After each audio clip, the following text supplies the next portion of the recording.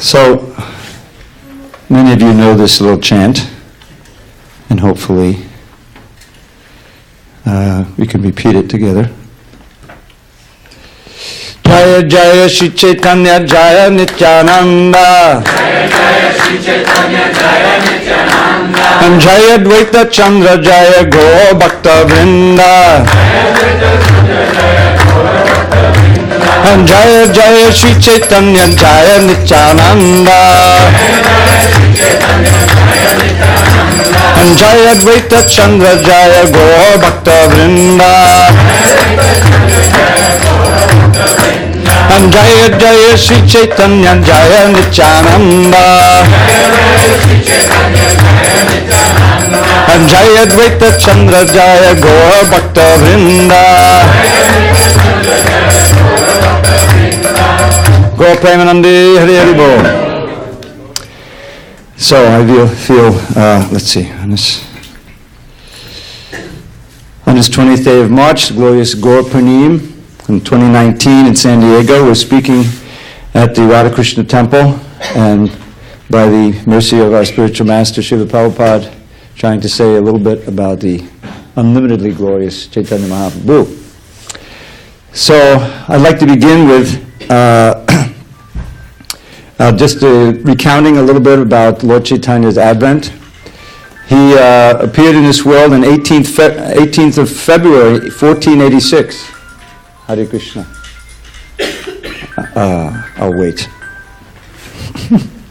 On the 18th of February, 1486, it was a full moon day, of course, as this is, Purnima, but it was also a lunar eclipse.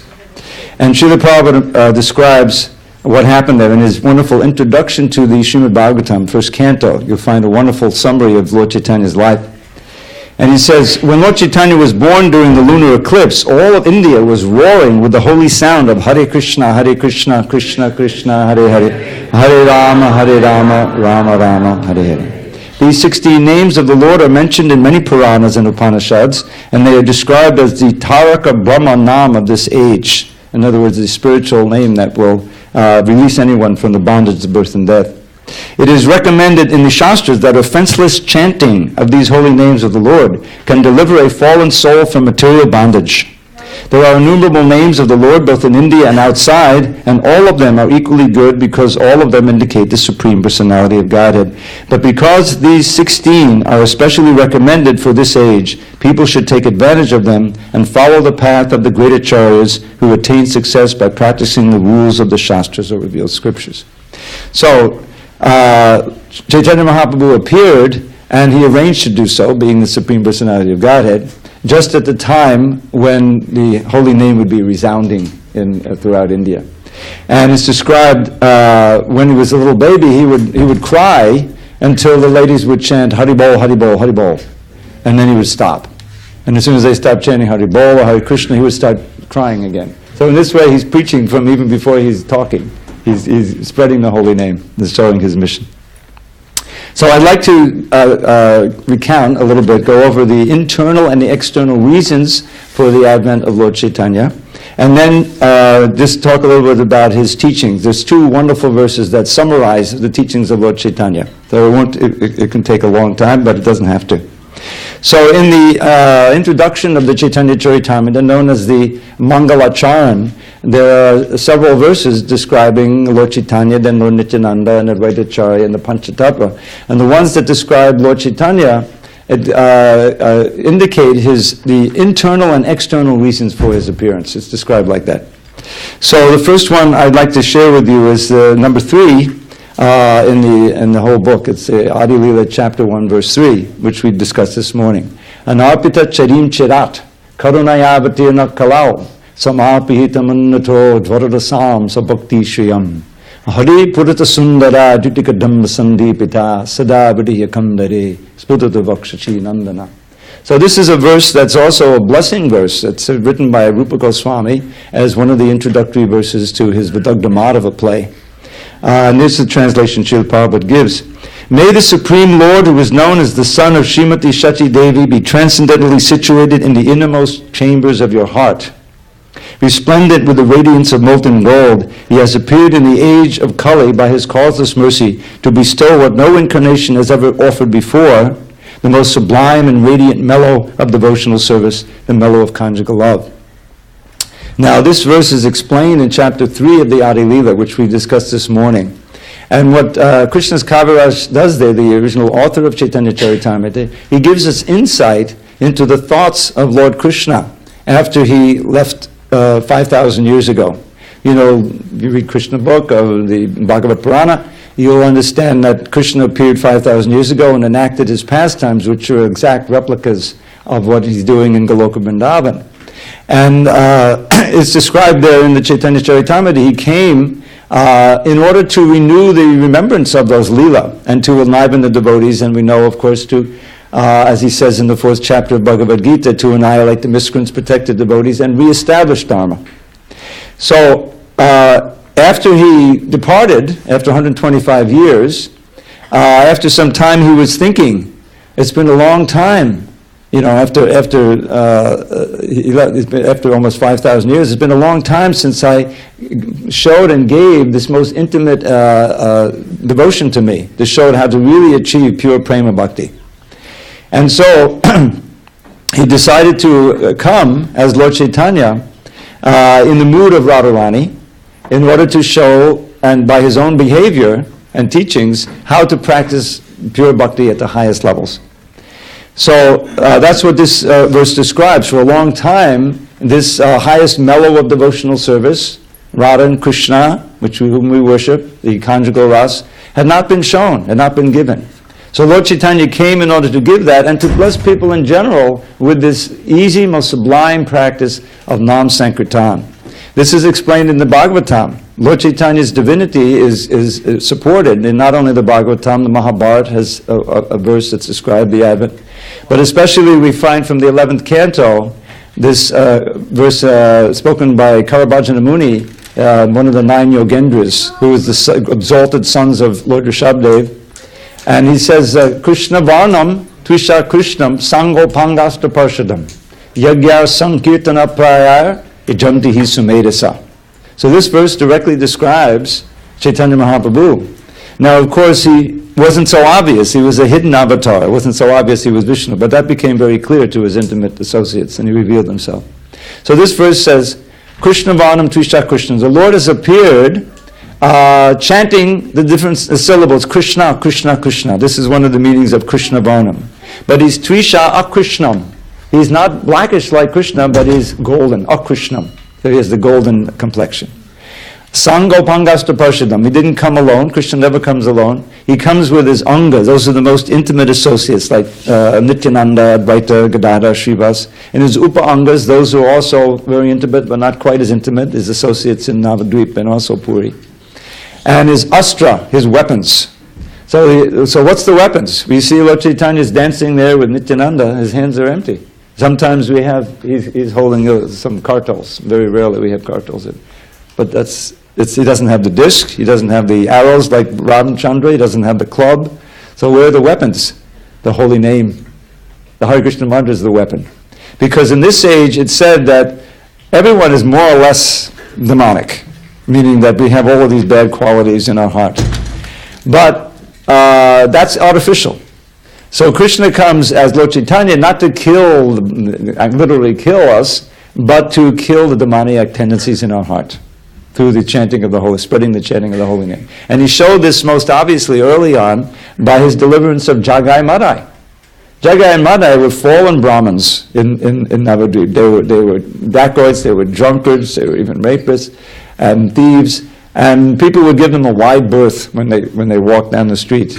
And Nityananda, and when he went out with Haridas to preach on the order of Chaitanya Mahaprabhu, he saw them, and people warned him, don't go to them. They'll never take your teaching anyway. He said, these are the perfect candidates, because everybody in this age is more or less Jagai Madai. So let me go and try. And he gave them Lord Chaitanya's instruction, which was, he gave a very simple little sutra. We can memorize it. Not right now. It says, Bolo Krishna, Bolo Krishna, Bhajo Krishna, Koro Krishna Shika, which I put into a little poem you can learn. Just chant Shri Krishna's names and worship him with all your heart. Follow his instructions, and to others them impart. That's it. That was it that he told Haridas and Nityananda to tell the people in general. So Nityananda said, "Oh, Bolo Krishna, Bolo Krishna." But before he even finished, they became enraged, and they started chasing after them, to beat them up. So Haridas and Nityananda had to start running, and the two dacoits were running after them. But they were so drunk that eventually they started stumbling around. Eventually they were fighting with each other. So then they went back. Nityananda and Haridas went back to Lord Chaitanya and gave him the report, like that. But the next day, or I forget it was the next day, a few days later, they went out again and they saw Madai and Jagai. And again, Nityananda says, "Please chant Hare Krishna, worship Krishna, and teach others also." And so Madai became enraged. He saw a little shard. You know what a shard is? A shard is a little piece of broken pot. Picked it up, threw it at Nityananda, and he hit him, and he started drawing blood, and he's covered with his blood is coming out. So Nityananda then said, "I don't mind. Please chant Hare Krishna." Now Jagai was seeing the saintly quality of Nityananda. He came to his senses, even though he's under the fog of intoxication. And so when Madai was going to throw another pot, he stopped him. He says, "Don't you see? He's a saintly person. Don't do that." And meanwhile, Lord Chaitanya had heard what happened, and he came. He was furious, angry. He invoked his chakra, and Madai and Jagai were frozen. What's going to happen now? And so Nityananda said, "Well, don't hurt Jagai because he saved me." You see? He actually stopped Madai from attacking me. So Lord Chaitanya said, "Oh, okay." And so Jagai surrendered and was blessed with prema bhakti. So Madai says, "Oh, this is a good tactic. Let me try it." So he bowed down and said, No, you have to get your forgiveness from Nityananda." So then he surrendered to Nityananda. He got blessed by Lord Chaitanya, and they were purified. They became great devotees. And Lord Chaitanya warned all of his others, said, "Don't think of their past anymore. They're completely purified." So this is, of course, Lord Chaitanya's direct purifying power, but that power is here now. The same power is available. And Srila Prabhupada had full faith in that. He came to America, into the heart of Jagai Madai Loka, And even when he got off the boat, he wrote a poem, said, "How will these people ever take to Krishna? Please, you brought me here. You must have some mission." He's praying to Krishna. In his wonderful poem, Markane Bhagavad Dharma, preaching Krishna consciousness in the West. Markane means the West. So please make my power of speaking adequate to enter into their hearts, like that. So it worked. It wasn't easy. Srila Prabhupada went from here to there. He went to Butler, Pennsylvania. Went to Radhakrishna here and there. Wasn't making much headway, but he didn't go back. Although he would sometimes go back to the pier to see if the boat was still there. The Jaladuta. And get it shipping back. But he never got on the boat, and he stayed, and eventually he found some receptive souls who were willing to take to the process of chanting and strictly and the rest is history, as they say. So Lord Chaitanya's mission, his activity is being carried on today purely by the International Society for Krishna Consciousness. So I wanted to also mention, so that's his external reason, to preach, to spread Krishna consciousness. And to that end, he went all over India. He went to South India for 6 years after taking sannyas. And even during his household life, he was preaching like anything. He was Prabhupada said, the original practitioner of civil disobedience. He was living in Nadia in Mayapur, and it was ruled by the Muslims. And also the Brahminical class who weren't devotees, who were smart Brahmins, they're into the Smriti regulations, they were also ascendant there. But there were thousands and thousands of Vaishnavas. And so Lord Chaitanya started this chanting, but he started it secretly within Srivasa's house. It's called Srivasangan. If you go to Mayapur, it's a short walk there, you'll visit. And but the smarta Brahmins, they became upset because he was welcoming anyone. It wasn't strictly just the Brahmins. Anyone could come in, Haridas Thakur and so forth. They weren't born in Brahminical families. So there was some suppression attempted. The Brahminical class, the Hindus, they complained to the sheriff, Kazi, Chand Kazi, and so he sent out his henchmen to try to repress the kirtan. Lord Chaitanya encouraged them, "No, you keep chanting, keep chanting." Finally, they came, broke some Madanga drums, And all his devotees were afraid, so he said, okay, now everybody go out tonight, get a torch. We're going to have a kirtan throughout the street, which was a big deal because he'd never shown his wonderful dancing. So everyone was going to get a chance to see that publicly for the first time. So tens of thousands came out with those torches. Men, women, children, everybody. And they started the kirtan in the evening and went on and on. They're progressing slowly toward the Qazi's house, And he sent out his henchmen to try to stop it and said, we can't do anything. These people don't even recognize us. They're so absorbed. Some say they cut off their beard so they wouldn't be recognized, as Muslim. So they finally get to the house, and the Qazi is hiding upstairs, And they started to wreck the house, but Lord Chaitanya said, stop them. He said, okay, stop. And then they had a conversation. And that's recorded nicely in the Chaitanya Charitamrita. The upshot was that the Qazi revealed, yes, I'll tell you a secret. That after I had that Mridanga drum broken, I had a dream. And in that dream, this fierce lion came and sat on my chest and warned me not to suppress the devotees anymore. And you can see, he left his marks of scratches on my chest, and there's the Sringadev warned him. So he became a follower of Lord Chaitanya. And one of the main things he vowed, there would be never, in that Navadvip town in Mayapur, will there be any stoppage of Harinam Sankirtan. So that was during his early days. But he had there's many pastimes, I can't get into it, time is limited. But he saw that to really save all of India, he had to break out of the little field that he was in. And so he took sannyas in his 24th year. And there's many pastimes around that. And at the request of his mother, he set up his headquarters in Jagannath Puri, which is not that far from Bengal, and she would get some news from him and so forth. But shortly after he went to Puri and converted Sarvabhauma Bhattacharya, who was the leading Mayavadi there, and he became a follower in Padapuruda, he left for South India on his tour. And for 6 years he wandered and he delivered to people, and he would just chant. He would chant Hare Krishna and give them the same instruction and that he gave. Just whoever you see, whoever you meet, tell them about the teachings of Lord Krishna and Bhagavad Gita, and get them to chant Hare Krishna. And this way he delivered the whole land that. So this was the external reason for coming. And at the same time, he's relishing inside. And I wanted to share this other reason, this internal reason that Krishna had. And that's revealed in the 4th chapter of the Adi Lila. 3rd chapter tells all about this external reason in preaching. So this verse goes like this. This is verse number 6 or 7 in the Adi Lila. Shri Radhaya Purnima Mahima Kidrishovanaya Vasvabhyo Yena Buddhamadodima Kidrishova Madhiya Saukyam Chasya Mononobhavata Kidrisham Veti Lobat Tadbhavada Samajanishachi Garbasindo Harindu. Desiring to understand the glory, so this is actually Krishna's inner thoughts he's giving us. Desiring to understand the glory of Radharani's love, the wonderful qualities in him that she alone relishes through her love, and the happiness and ecstasy she feels when she realizes the sweetness of his love.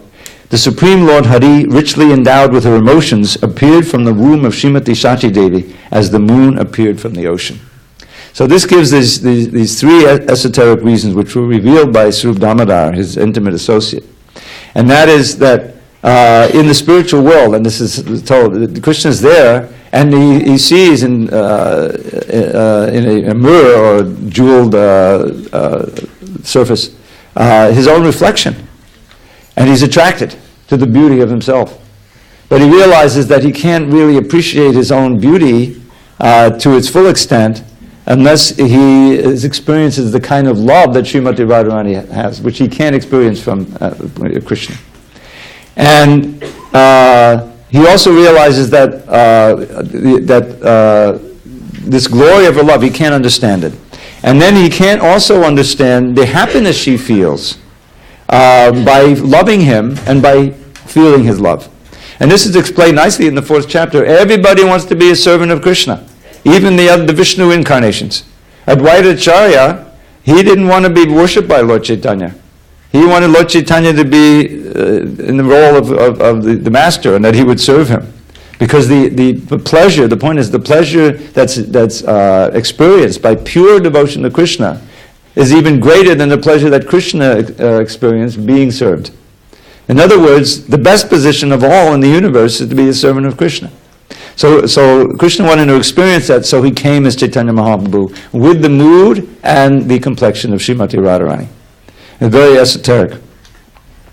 And so that he especially expressed and showed during the last 12 years in Jagannath Puri, where he just did kirtan and he interacted with Ramananda Roy and Subdamodar. He would hear Krishna Karnamrita, the songs of Vidyapati. And this is explained in the Anjalila. It's delineated for the first time. The first biography of Chaitanya Mahaprabhu was Chaitanya Bhagavat. It was called Chaitanya Mangal originally, but then the name was changed Chaitanya Bhagavat by Vrindavan Thakur, who was a disciple of Nityananda. And there's most wonderful and detailed glories delineated of Lord Nityananda in that book. But the book got quite long. I remember I go to northern Florida every year a couple of times, and I'm about to leave on a little trip tomorrow. And last year I went, there happened to be a Rath Yatra. They do like a half a dozen Rath Yatras in northern Florida there. And one was in St. Augustine. So there was a friend who drove me, and it took about 2 hours to get there, an hour and a half from Alachua. And on the way back, I was reading him from the Chaitanya Bhagavat. There's a chapter, I think, called The Glories of Nityananda. It's 600 verses long. Now, the longest chapter in the CC is 300 verses or so. It's a very philosophical verse. But this is, you can see, he got into reading the glories, and he couldn't stop. In fact, near the end of the book, he says, we have to, the book is getting too long. So I can't fully explain the Anjalila, the final Leela of Lord Chaitanya. And so the devotees were hankering for that description. And when Raghunath Das Goswami came after Lord Chaitanya's disappearance, he couldn't take it. He was intending to commit suicide, jumping off Govardhan. But the devotees said, no, you have to tell us about those Anjalila that you witnessed personally for all those years. He was in Puri.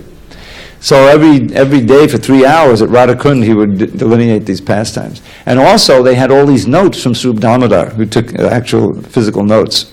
And so from those sources, Krishnadas Kaviraj was requested to write this Chaitanya Charitamrita, and especially to delineate these Anjalila. And we have so much of the description of Lord Chaitanya's ecstatic symptoms unheard of before, and his emotions and how he's glorifying Krishna and hearing so many things. It's wonderful. So please investigate the Chaitanya Charitamrita and get a copy. It's the most amazing book. It's said to be the crown jewel of all of the writings of the Goswamis. So now I just want to go over really quickly. I'm losing track of time. I have 6:26 here. Should we go until 6:45? Is that the idea? Or 7? Yeah, I think it's 6:45. 6:45, because we're going to have an Abhishek. Yeah. Okay, we don't want to do. All right. So I just wanted to summarize the teachings of Lord Chaitanya. There's 2 verses that give the essence of Lord Chaitanya's teachings. So the first one, which is not in the Chaitanya Charitamrita, but it's recorded in a book called the Chaitanya Manjusha, which is a compendium of different writings about Lord Chaitanya. Aharadyo Bhagavan Vajeshatana Yastadhama Vrindavanam Ramya Kacharupasana Vajabadubhaghena Ya Kalpita Shriman Bhagavatam Pramanamamalam Premapumato Mahan Shri Chaitanya Mahaprabhu Madhamadham Tatrara Rakna Paraha. So what this is, this gives this nice summary. So the first thing is Aradyo Bhagavan. One should worship the Supreme Personality of Godhead. Well, that leaves a lot of different options because he comes in different forms. So which Supreme Personality do you mean? Vrajeshatanayas, the son of the king of Braja. In other words, Krishna in Vrindavan, the son of Nanda Maharaj, who's the original personality of God. Krishna is tu Bhagavan Swayam. And also, one should worship, actually, Srila Prabhupada gives a nice translation here. This is from that introduction again. The essence of his preaching, Lord Chaitanya's preaching, is that Lord Sri Krishna, who appeared at Brajabhumi Vrindavan as the son of the king of Braj, is the Supreme Personality of Godhead and is therefore worshipable by all. Vrindavan Dham is not different from the Lord because the name, fame, form, and place where the Lord manifests are all identical with the Lord as absolute knowledge. Therefore, Vrindavan Dham is as worshipable as the Lord himself. Then how should one worship? The highest form of transcendental worship of the Lord was exhibited by the damsels of Brajabhumi in the form of pure affection for the Lord. And Lord Sri Krishna Chaitanya Mahaprabhu recommends this process as the most excellent mode of worship. Then one may ask, well, what's the basis of all his teaching? How do you know? He accepts the Srimad Bhagavad Purana as the spotless literature for understanding the Lord. So this is called pramana. Pramana means a book or a source of evidence for how we should act and what we should understand. Just like Bhagavad Gita as it is, we accept that as pramana, and Srimad Bhagavad Purana is the supreme pramana, pramana amalam. And what's the goal of all of this? The goal is prema. Everyone can say, this is a very easy motto to learn. Prema pumato mahan. Prema pumato mahan. Okay, let's break it down, and you know what it says. So prema is pure love for Krishna, as opposed to lust, just the opposite. Pure love for Krishna. Pum is short for pungsa, which means human being. Arta means goal of life. Mahan means great. So the great goal, the absolute, ultimate goal of human life is attaining, regaining, reawakening this prema of pure love for Krishna. This is what Lord Chaitanya's essence of his teaching, which is taught in the Bhagavatam and exemplified by the gopis. So then the last line says, Sri Chaitanya Mahaprabhu Madhamidam. This is the opinion, these are the teachings of Sri Chaitanya Mahaprabhu, and I don't know anything beyond this. I don't accept anything beyond this. So then there's one more verse that I'd like to share with you, and this was written by Bhaktivinoda Thakur. This is called Dashamula. Dashamula means 10 roots of philosophy. And he penned this as part of his Gauranga Leela Stavana Mangala Stotra, which he sent to Montreal, to McGill University, along with Sri Chaitanya the life of Chaitanya Mahaprabhu. Sri Chaitanya Mahaprabhu's life and precepts. So the life part was a little summary, which is the prologue to our teachings of Lord Chaitanya. You can read it there. We read it the other morning. It's a very nice summary of Lord Chaitanya's life. But this Gauranga Leela Smarana Mangala Stotra gives a summary of all the pastimes in Sanskrit and English. So within that poem, you'll find this verse, which gives 10 roots. And I'll just give you, if you'll tolerate, one more Sanskrit verse. Amnayak prahatatvam hadameha paramang sarvashaktim rasabdim tadbenang shangsha jivan prakatika balitam tadbumuktang stabhavat beda prakasham sakalam apihare sadhanam shuddha bhaktim sadyam tadpritimevet buddhishadanan hari gaur chandro bhajetam. Which means, I worship Lord Gaur Chandra, who teaches these are 10 roots. Number 1, the absolute truth can be known only through the Vedic literature. This again is the pramana. Srimad Bhagavatam is there as the basis, but there's others like Bhagavad Gita and others. So only can we know because it's beyond our ability to investigate by our senses, which are limited. So what does that Amnaya say? This is the essence. Krishna is the absolute truth, the Supreme Personality of Godhead. Srila Prabhupada practically started this movement in order to prove that and show how to live according to that.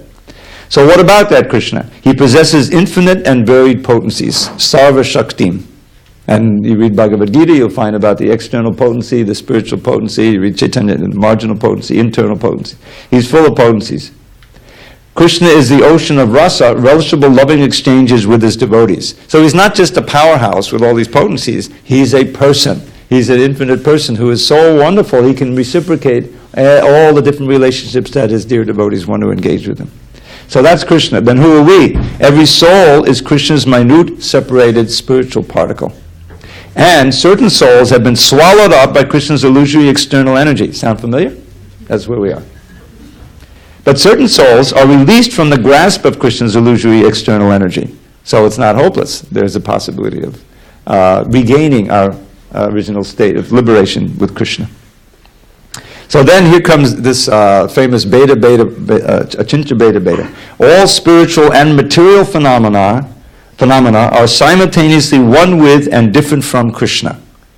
So how are we one with Krishna? We're spiritual persons. We have a personality, we have senses, we have a mind, right? We thrive by loving relationships.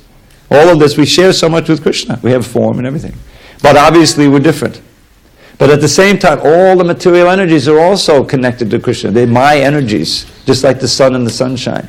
So this oneness and difference is a essential understanding for just like if you say we're inevitably connected to Krishna. You can't break that connection. You can forget it, but you can't break it because we're intrinsically one with Krishna. And that means, and this is a very important point, that our highest happiness will come from serving Krishna, seeing his happiness, because we're one with Krishna. Meaning that our real joy in life, eternally, will be in serving Krishna's pleasure. And he will take pleasure in serving us also, by making us happy. And this is what's going on in the spiritual world. When we rebel against that idea, and we want to be owners and controllers and enjoyers separately, then we come to this material world. And then, as the famous says, how is that working out for you? Right? Can we be eternally happy, unlimitedly happy? Can anyone say that? Obviously not. It's a big mistake. We made a big mistake, and now we're trying to rectify it. So that's all by means of sambandha. What is what? What's the relationship? Who are we? But then there comes the practice. Abhideya. Devotional service to Krishna is the only means of attaining the goal of life, pure devotion to Krishna. And then comes the prayojana, the end of it all. Prema, pure love for Krishna, is alone the goal of life. So these 10 points, I have a whole slideshow which I'd be willing to share with you. We did a seminar on this one time. And we go over each point and explain them in detail, quoting Bhaktivinoda Thakur, who explains it in that book I mentioned to you. He has a verse explaining each one. So these are some of the essential things to understand about Chaitanya Mahaprabhu. Of course, there's so many super sweet pastimes. I'll just share one with you. As a child, he was before he's teaching at the same time he's charming everyone. So in the Navadvip at the time was a great center of learning and a great center of pilgrimage also. All kinds of people would come through there because it was a real node of learning. So one day Jagannath Mishra was a very great devotee and pious, and of course any sage who would come, a wandering mendicant, he would invite him into his house. So there came this Brahmin devotee, and he was a devotee of Gopal. And so Lord Jagannath Mishra invited him in and said, please come, and he bathed his feet and whatever you want. So he said, I haven't eaten yet, so why don't you cook? And they cleaned up everything and they gave him all the ingredients, like that. So little Nimai is there. I don't even know if he was 5 years old yet. I think he was younger than that, maybe 3. And so the Brahmin said, okay, I'll cook. So everyone was very happy and they let him do his thing, and finally he's making the offering on the altar. And he's meditating, and has his thread and everything. And meanwhile, Nimai sneaks in and he grabs some of the rice. He starts eating the rice. So oh, what has happened? What has happened? The boy. And so Jagannath Mishra comes in. He's very angry at Nimai. He wants to beat him. And so no. He's just a young boy. He can't understand right from wrong. Stop. So Jagannath said, okay. He came down. He was very depressed. And so finally they requested him, just please cook again. It was getting late. It's been about 8:30 by now, So he protested, no, just bring some fruits or roots and I'll have something today. Krishna didn't want me to eat today, cook food. But finally they prevailed upon him, it would be, you would make us so happy if you would cook again. He says, okay. So they cleaned everything up again, the pots, So he's cooking. Finally he's making the offering. Meanwhile they're keeping, Nimai at bay. The women have them and so forth, in a different room. But when that critical time comes, when he's making that offering, somehow he charmed them and they put him down. He ran up again and he grabbed them and he started eating. Oh my God, he's done it again. This time Jagannath Mishra was really furious and I had to hold him back. And he was disconsolate, what to do now. So finally, it was getting late. It's like 11:30 or 10:30. And so Vishwarup came. Now he was the older brother of Vishwambara, of Chaitanya, Nimai. And he talked, and took the Brahman's hand in his lap and said, please, I know it's late, it's very late, but this is really important to us that you cook one more time. So they said, okay, this time we're going to take Nimai into another room and we're going to lock the door and we'll keep him there, And so there'll be no danger. He says, okay, one more time. So he couldn't cook. So it got a little late. Everyone was drowsing off and was falling asleep. So sure enough, Nimai gets out And at the critical line becomes, but this time, he reveals to the devotee that he's the one you've been praying, I'm the one you've been praying to all along.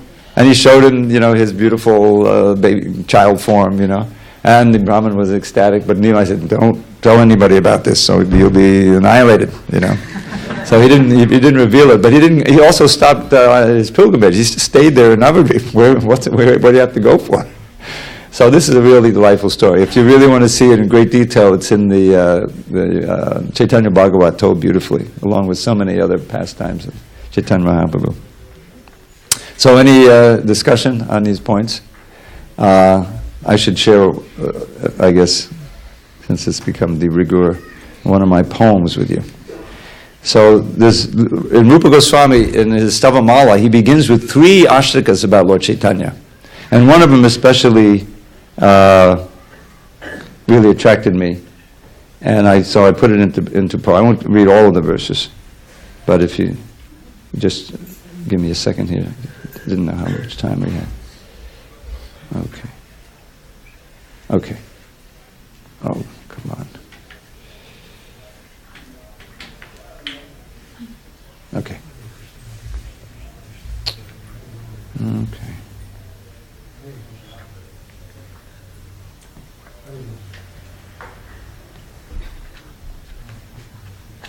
Okay.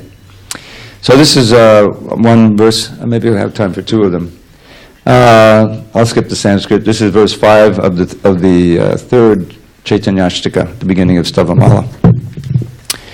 Even low-born sinful souls, entrapped in Kali's age, suffering uncounted pains that no one can assuage, are instantly delivered when you kindly seek them out and flood them with your splendid mercy, making bhakti sprout. And so with heart rejoicing at your mercy's endless store, I take full shelter of your lotus feet and then implore, O Lord Chaitanya, Sri Mukunda, Shachi's precious jewel, please shower your compassion on this wretched, stubborn fool. Okay, 1 or 2 more.